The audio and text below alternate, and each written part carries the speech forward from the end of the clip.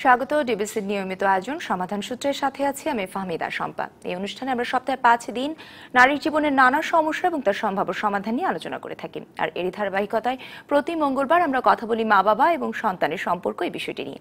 আর আজকের পর্বে কথা বলবো খেলায় খেলায় শেখা এই বিষয়টি নিয়ে। পরামর্শের জন্য যুক্ত হতে পারেন আমাদের সাথে স্ক্রিনে দেখানো নম্বরে ফোন করে। আপনাদের প্রশ্ন উত্তর দেওয়ার জন্য স্টুডিওতে আজ উপস্থিত আছেন ব্র্যাক ইন্টারন্যাশনালের আর্লি চাইল্ডহুড ডেভেলপমেন্টের প্রধান রাফিয়াত রশিদ মিথিলা। মিথিলা, আপনাকে স্বাগত আমাদের অনুষ্ঠানে। প্রতি মঙ্গলবার দিন আমরা আসলে যেমন বলছিলাম যে মা বাবা এবং সন্তানের যে সম্পর্কটি, সেই সম্পর্কের বিভিন্ন দিক নিয়ে আমরা আলোচনা করে থাকি। আর আজকে যে বিষয়টি নিয়ে আমরা কথা বলতে চাই সেটি হচ্ছে খেলতে খেলতে আসলে শিশুরা কিভাবে অনেক কিছু শিখে থাকে, সেই টেকনিকগুলি কিন্তু আমরা আজকে আপনার কাছ থেকে জেনে নিতে চাইবো।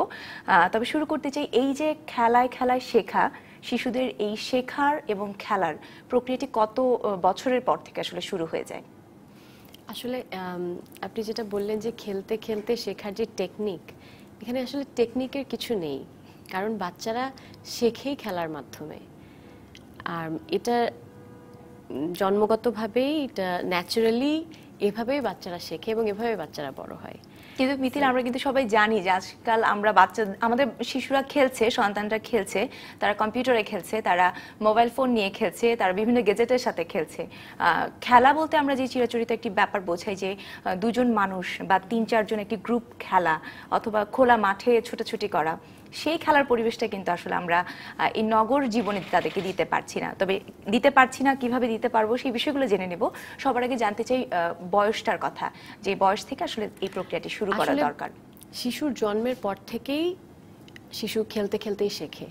একদম আমি যেই বয়সটা নিয়ে কাজ করি, আর্লি চাইল্ডহুড ডেভেলপমেন্ট, মানে হচ্ছে 0 থেকে 8 বছর বয়সী শিশুদের যে বেড়ে ওঠার প্রসেসটা বা তাদের যে ডেভেলপমেন্টাল প্রসেসটা, সেটা নিয়ে কাজ করি।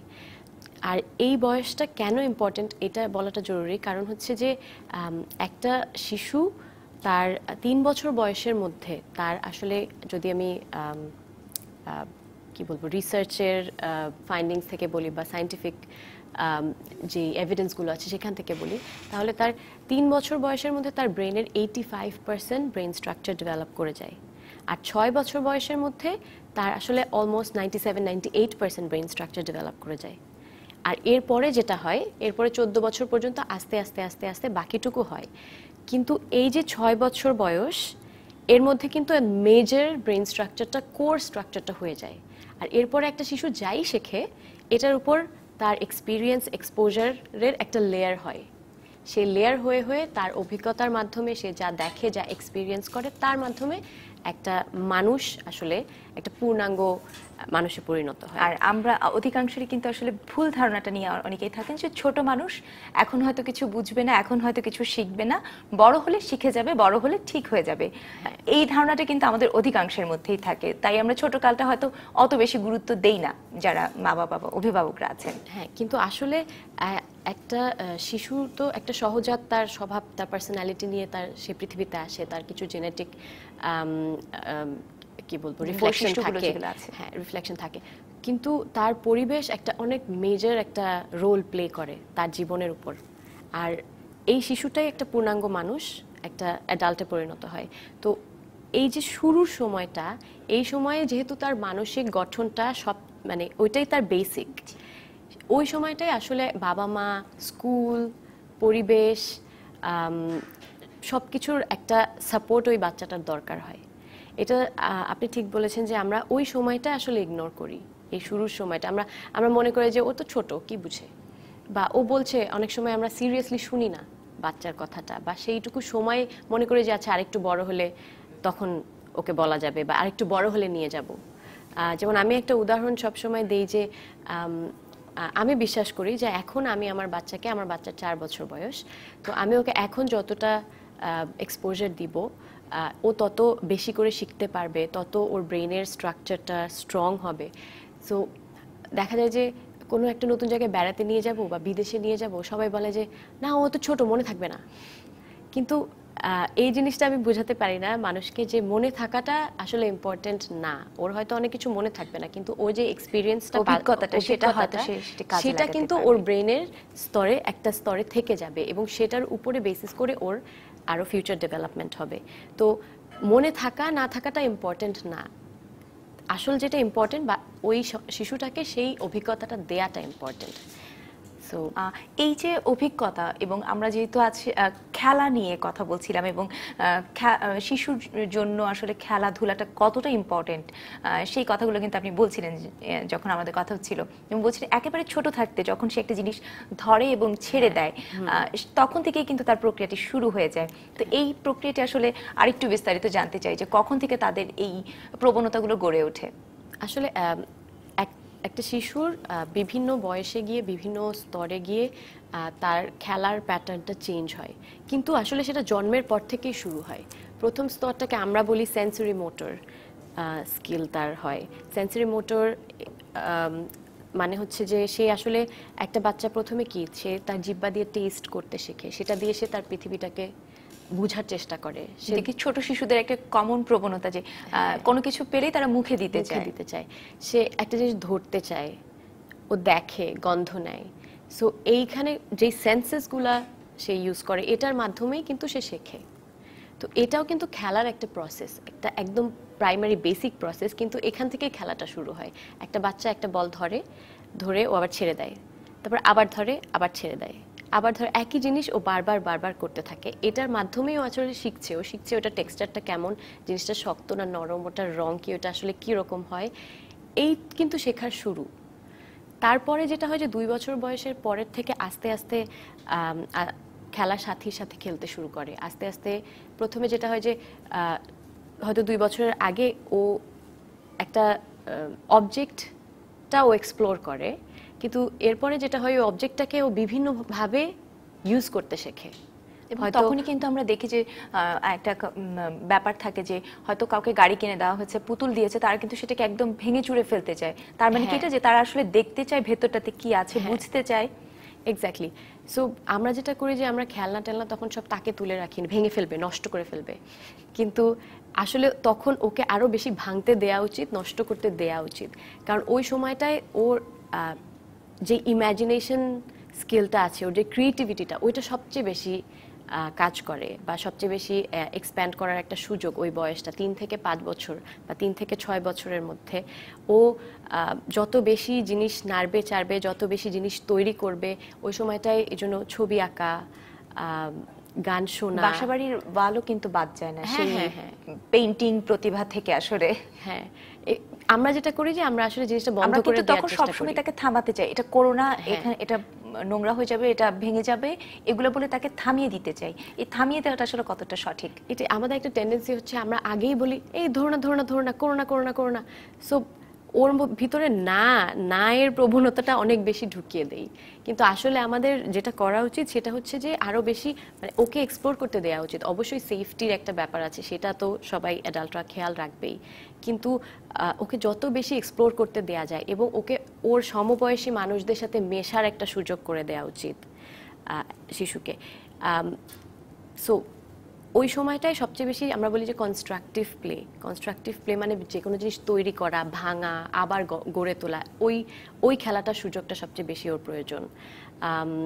খেলার সাথীর সাথে কোঅপারেটিভ প্লে বলি, সেই খেলাটার ওর সবচেয়ে বেশি প্রয়োজন। সো এবং এখানে আসলে আমাদের অ্যাডাল্টদের রোল অনেক বেশি, কারণ আমরা দেখা যায় যে বাচ্চাটা খেলছে, মনে করি যে আচ্ছা ওটা ইম্পর্টেন্স দেই না, বা ওকে গিয়ে জিজ্ঞেস করি না তুমি কি করছো, বা ওর সাথে পার্টিসিপেট করার চেষ্টা করি না। তো ওইটা আমরা যত করব তত বেশি ওর কৌতূহল, ওর ভিতরে তো অনেক প্রশ্ন থাকে, সেই প্রশ্নগুলো যত বেশি উত্তর দিতে পারবো তত বেশি শিখতে পারবে। একটা অ্যাডাল্ট যখন একটা বাচ্চা খেলায় পার্টিসিপেট করে তখন তার মানে বড়দেরও, বিশেষ করে মা বাবা, কারণ মা বাবার সাথেই মনে করা হয় তার সম্পর্কটা বা অ্যাটাচমেন্টটা সবচেয়ে বেশি। তার মানে তখন কিন্তু মা অথবা বাবা বা দুজনেই কিন্তু বসে তার সাথেও খেলাটা জরুরি, যাতে সেই বাচ্চাটা আরো বেশি ভালো মতো শিখতে পারে সবকিছু। হ্যাঁ, শুধু খেলাটা, ওকে যদি একটা প্রশ্ন করি যে কি করছো, এটা দিয়ে কি হচ্ছে, এটা কিন্তু ওর জন্য একটা ইন্সপিরেশন। এখান থেকে কিন্তু ও আরো চিন্তা করতে শেখে। সো আমরা অনেক সময় দেখা যাচ্ছে খেলছে ওটা বাদ দিয়ে আমরা নিজেদের কাজ করি, আসলে সবার ব্যস্ত জীবন। তো কিন্তু এই ব্যস্ততার মাঝেও কিন্তু আসলে সন্তানকে সময় দেওয়াটা খুব বেশি জরুরি। আর সন্তানকে আমরা আরো কিভাবে কোয়ালিটি টাইম দিতে পারি এবং কিভাবে তার বেড়ে ওঠাটাকে খুব সুন্দরভাবে করতে পারি, সেই বিষয়গুলো জেনে নিব। তবে সময় হয়ে গেছে একটি ছোট্ট বিরতির। দর্শক, আপনারা দেখছেন সমাধান সূত্র, আমাদের সাথেই থাকুন।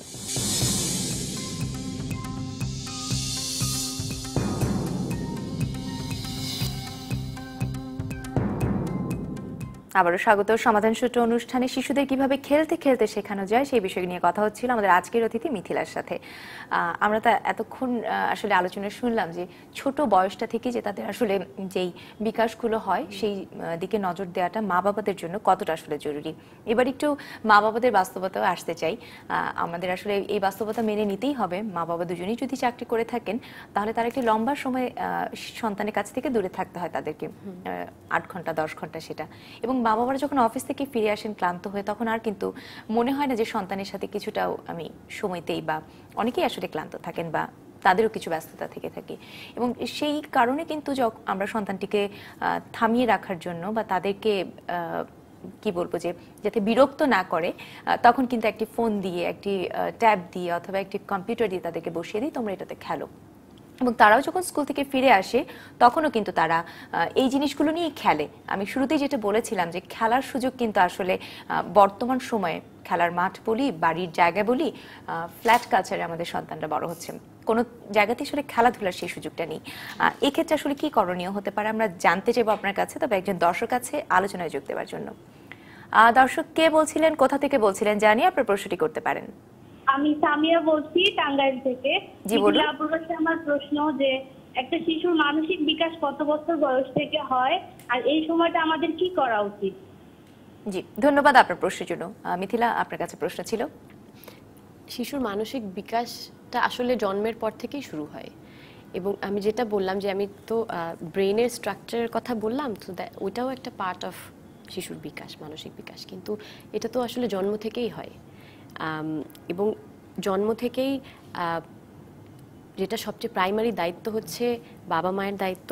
একটা শিশুর প্রাইমারি অ্যাটাচমেন্ট দরকার হয়, সেটা হয়তো বেশিরভাগ শিশুর মায়ের সাথে হয়, কিন্তু মা অথবা যে কোনো কারোর সাথে একটা প্রাইমারি অ্যাটাচমেন্ট হতে পারে। এবং একটা আস্থার জায়গা একটা শিশুর অনেক দরকার, কারণ একটা শিশুর একটা আস্থার জায়গা না থাকলে ওর বাকি যে বেড়ে ওঠাটা সেটা অনেক জায়গায় ও বাধাপ্রাপ্ত হবে। সো সেই প্রাইমারি অ্যাটাচমেন্টটা আসলে হয় মা হয়, অথবা বাবা হতে পারে, অথবা মা বাবা না থাকলে অন্য কেউ কাছের কোনো মানুষ হতে পারে। তো এই ক্ষেত্রে করণীয় বলতে হচ্ছে যে আমি এখানে ফিরে যাই, এই যেটা আপনার প্রশ্ন ছিল সেটা হচ্ছে যে কি করতে পারে এখন এত বিজি লাইফস্টাইল, বাবা মা দুজনেই কাজ করছে। এটা ঠিক, বাবা মা দুজনেই কাজ করছে, হয়তো শিশুকে বাসায় আত্মীয় স্বজনের কাছে রেখে যাচ্ছে বা কাজের লোকের কাছে রেখে যাচ্ছে।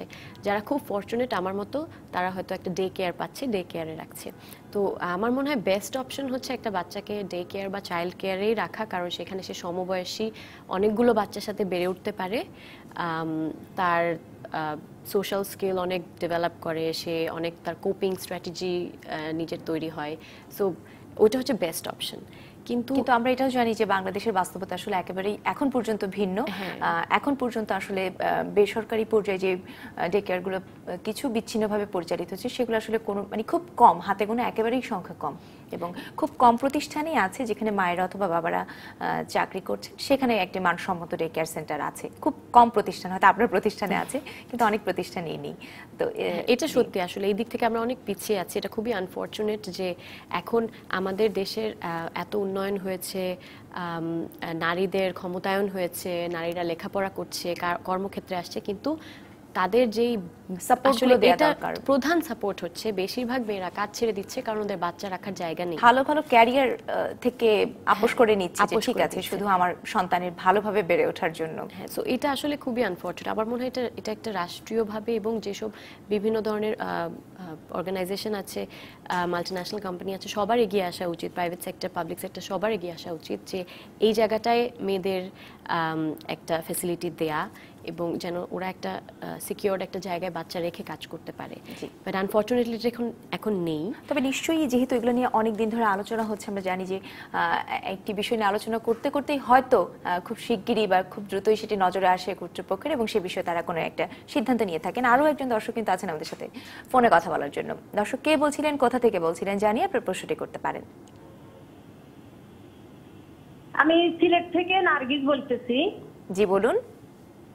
আমার ছেলে ক্লাস 7 এ পড়ে, সে খুব ভালো একটা স্কুলে পড়ে, দুইটা ছেলে। ও পড়ালেখায় ছোট থেকে অনেক ভালো ছিল, মানে খুবই ভালো, কিন্তু এখন দেখি যে ক্লাস 6-7 উঠার পরে 7-এ উঠার পরে সে পড়ালেখা একটু অমনোযোগী, বা বললে ওরে বসতেছে, তারপরে স্কুলে যাচ্ছে ও লেট করে, মানে সব কিছুতে ওর একটু মনে হচ্ছে যে আগ্রহটা কম, আবার চুপচাপ থাকে সব সময়। আমরা হাজবেন্ড ওয়াইফ দুইজন বাসায়, অন্য কোনো লোক নাই, ওরে ঘুরাই এদিকে যাই।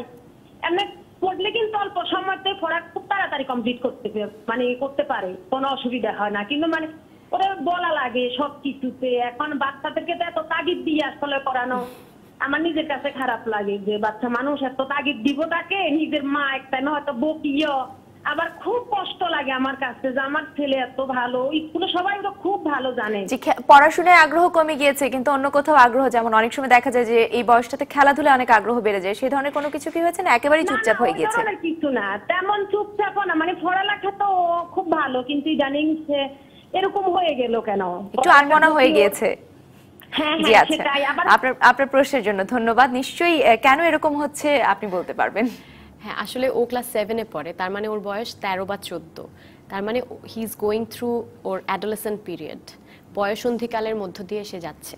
এবং এই বয়সন্ধিকালে ছেলে এবং মেয়ে সন্তান উভয়েরই অনেক হরমোনাল চেঞ্জ হয়, তাদের মধ্যে একটু মানসিক পরিবর্তন আসে, কারণ ওরা এখন না ছোট না বড়। একটা আইডেন্টিটি ক্রাইসিস, হ্যাঁ, একটা আইডেন্টিটি ক্রাইসিস তৈরি হয়। এই সময় যদি আসলে ওনার ছেলে যেটা বললেন যে এখন লেখাপড়া করতে চাচ্ছে না, বা অত এমনি বলে বলে করাতে হচ্ছে, এটাতে আসলে অত টেনশনের কিছু নেই। আমার মনে হয় যে এই সময়টায় যেটা ওদের জন্য করা দরকার, যে ওদেরকে দায়িত্ব দেয়া দরকার যে এটা ওর লেখাপড়া ও নিজে থেকেই করবে, সেই জন্য বকাবকি করলে হিতে বিপরীত হবে। বরং ও যদি অন্য কিছু করতে পছন্দ করে, গান শুনতে বা খেলাধুলা করতে বা গিটার বাজাতে, মানে লেখাপড়া ছাড়াও যদি ও অন্য কিছু করতে পছন্দ করে, ও সেগুলা করতে পারে। লেখাপড়াই যে প্রেশার দিয়ে করাতে হবে সেটা আমার মনে হয় না করানোই ভালো। কারণ এই সময়টাতে ওরা একটা কনফিউশনের মধ্যে থাকে, একটা কনফিউজড স্টেট, যে অনেক কি বলবো সেলফ ডাউট থাকে। সো আমার মনে হয় যে এই সময় ওকে এমপাওয়ার করা উচিত, ওকে জিজ্ঞেস করা উচিত যে তোমার কি হয়েছে, তুমি কি চাও, তুমি যেটা ভালো লাগে তুমি সেটা করো। ওকে বোঝানো উচিত যে লেখাপড়াটা কেন করছে না সেটা জানা উচিত, এবং করলে কি ভালো হতো বা ওর মায়ের এক্সপেকটেশনটা কি সেটা ওকে বলা উচিত। এরপরে ওর সিদ্ধান্ত ওকে নিতে দেওয়া উচিত। কারণ আমরা কিন্তু সবসময় দেখি যে মা বাবা একটা একই পদ্ধতিতে হয়তো দেখা হচ্ছে, এই পড়তে বসো না কেন, বই নিয়ে বসো, এই ধরনের কিছু কথা সবসময় একই প্যাটার্নে তাদেরকে বলতে থাকি, এবং সেইটা থেকে তাদের কোনো একটা বিরক্তি বোধ চলে আসে কিনা, যে এটা মা বাবা দেখলেই মনে হয় আমাকে একই কথাটা বলবে। আমরা অ্যাকচুয়ালি সবাই এই সিচুয়েশনের মধ্য দিয়ে গিয়েছি, কিন্তু এই সময়টায় আসলে ওই বারবার কানের সামনে পড়ছো না কেন বললে এটার কোনো ইম্প্যাক্ট নেই। ও আসলে ওইটা শুনে উল্টো বেশি বিরক্ত হবে, কারণ ওর এখন মাথায় অন্য কিছু চলছে, ওর এখন অনেক ধরনের পরিবর্তন আসছে ফিজিক্যালি, মেন্টালি। সো সেই সাপোর্টটা ওকে দিতে হবে।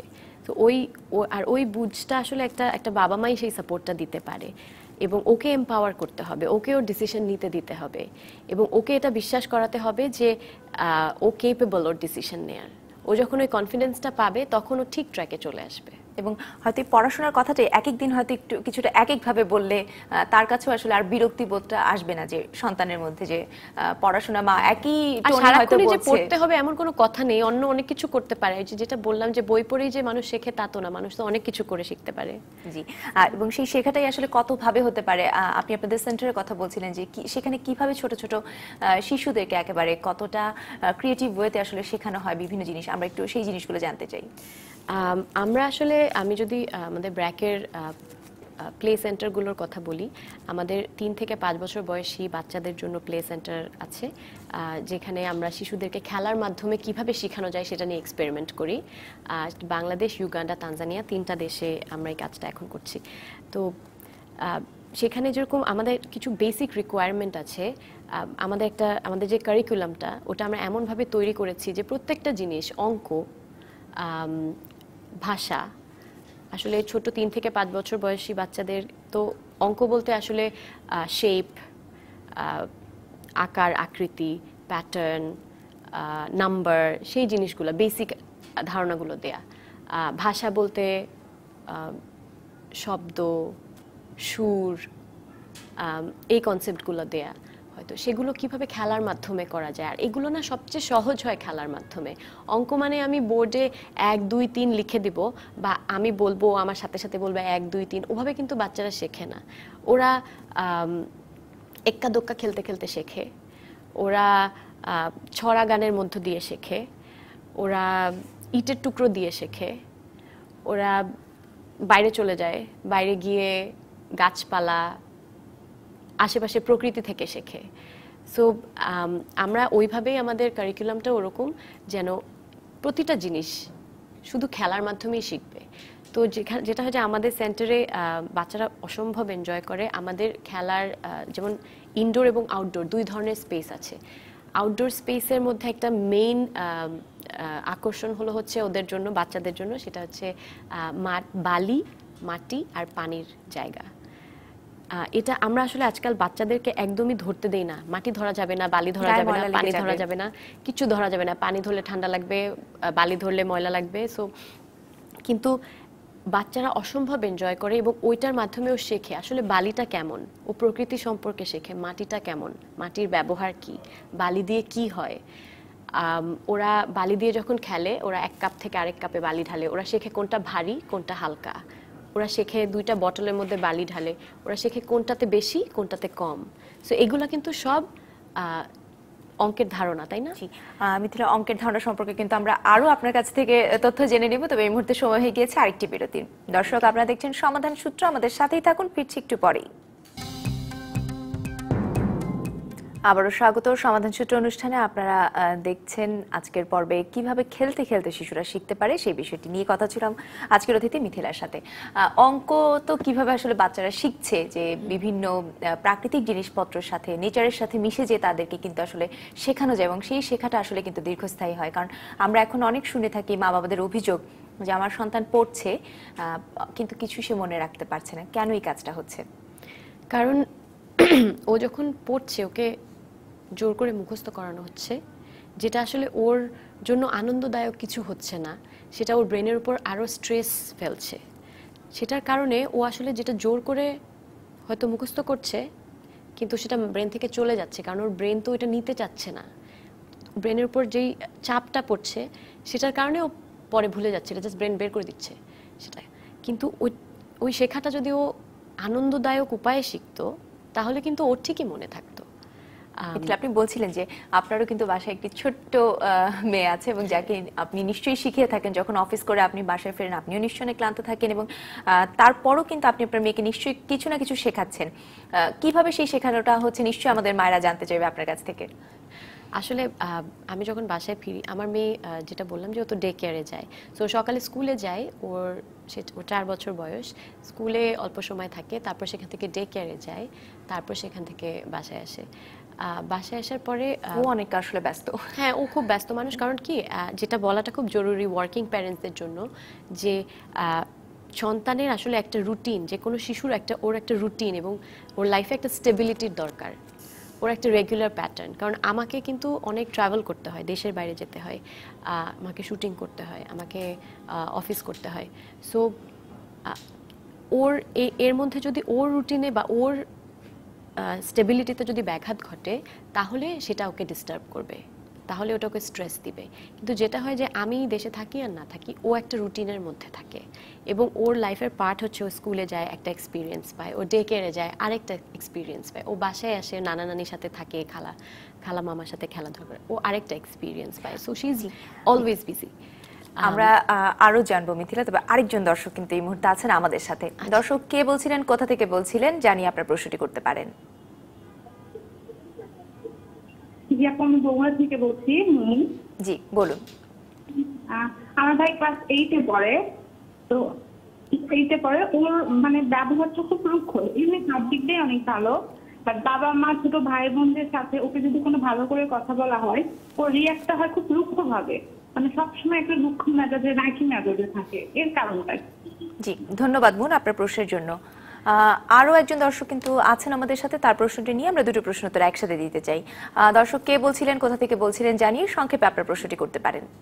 জি, আসসালামু আলাইকুম। ওয়ালাইকুম সালাম। জি, আসসালামু আলাইকুম। আমি কারণ লতিফ, আমি সাবেক মহাপরিচালক, বাংলাদেশ ক্রীড়া শিক্ষা প্রতিষ্ঠান।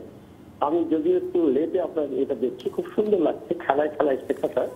আমি একটা রিকোয়েস্ট করবো যে আমাদের যদি বাচ্চাদের নিউট্রিশন প্রবলেম একটু ছোটবেলা থেকে হয়ে আছে, এবং বাচ্চারা আমার বোন সুন্দরভাবে বললেন প্রেশারটা, ওদেরকে একেবারে নিজের মতো ছেড়ে দিতে হবে। আর সবথেকে ভালো লাগে যেটা আমি শিখাতাম, আমার ক্লাস 7 to 12 আমি ওদেরকে নিয়ে ডিল করতাম, যেটা সাইকোলজি দেখেছি, বাগানে নিয়ে গিয়ে, ফুলের বাগান কিংবা ফলের বাগানে, এইখানে নিয়ে গেলে কিন্তু বাচ্চারা খুব কাম পায়।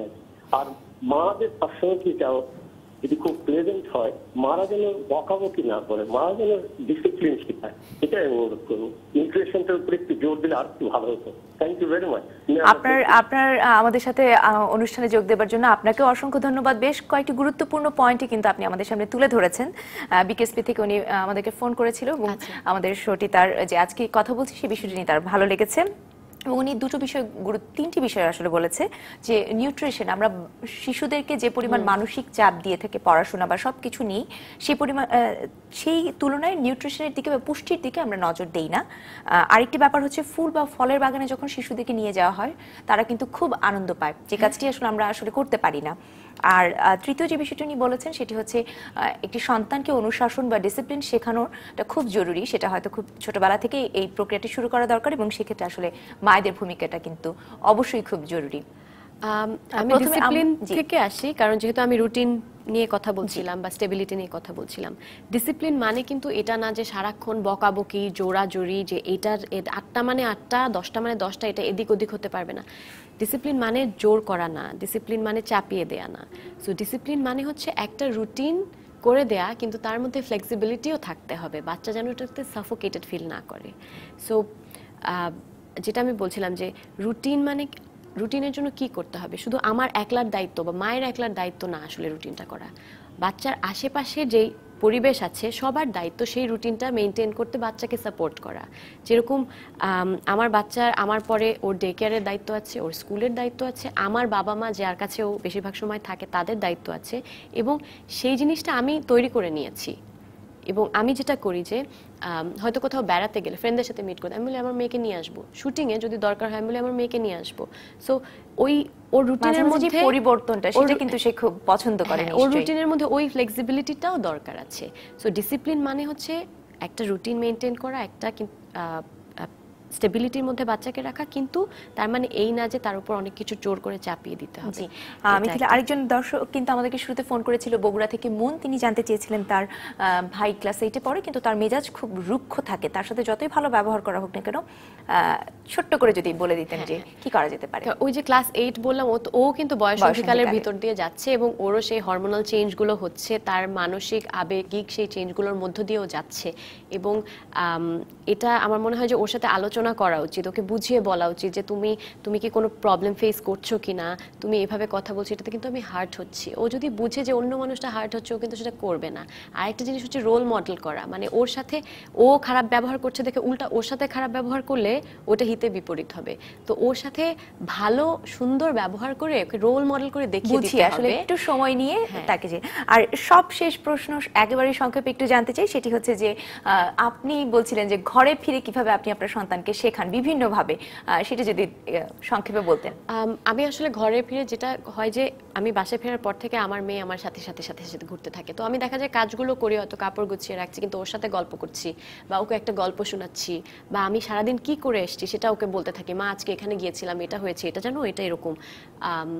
বা আমি দেশের বাইরে থেকে আসলে আমি সবসময় বলি আমি তানজানিয়া গিয়েছিলাম, ওখানে কিন্তু এরকম জিনিস আছে, ওখানে এই অ্যানিমালসগুলো আছে, ওখানকার ক্যাপিটাল এটা। আমি এভাবে গল্প করে করে ওর সাথে টাইম স্পেন্ড করি, ও খুব মজা পায়, নতুন ইনফরমেশন শিখে। তারপরে দেখা গেল যে ওর স্কুলে এখন হয়তো শেপ শেখাচ্ছে, সো আমি ওর সাথে যেটা করি যে একটা খেলা খেলি, যে চলো তো রুমের মধ্যে সার্কেল খুঁজে বের করি, লেটস ফাইন্ড আউট সার্কেল। তখন ও হয়তো সার্কেল দেখায়, হয়তো ঘড়িটা দেখালো সার্কেল, আচ্ছা একটা স্কোয়ার এবার বের করি। সো ওইভাবে কিন্তু আসলে আমাদের শিশুরা একেবারে পড়তে বসো, খাতা কলম নিয়ে বসো, ভারী ব্যাগ নিয়ে স্কুলে যাও, সেভাবে না করে কিন্তু আসলে এই খেলার ছলেও বাচ্চাদেরকে যে শেখানো যায়, সেই জিনিসটা কিন্তু আজকে জেনে নিলাম আপনার কাছ থেকে। আজকের আলোচনার জন্য আপনাকে ধন্যবাদ। এই ছিল আমাদের আজকের আলোচনা। আগামী পর্বে নিশ্চয়ই কথা হবে নতুন কোনো বিষয় নিয়ে। সেই পর্যন্ত সবাই ভালো থাকবেন এবং ডিবিসি নিউজের সাথেই থাকবেন।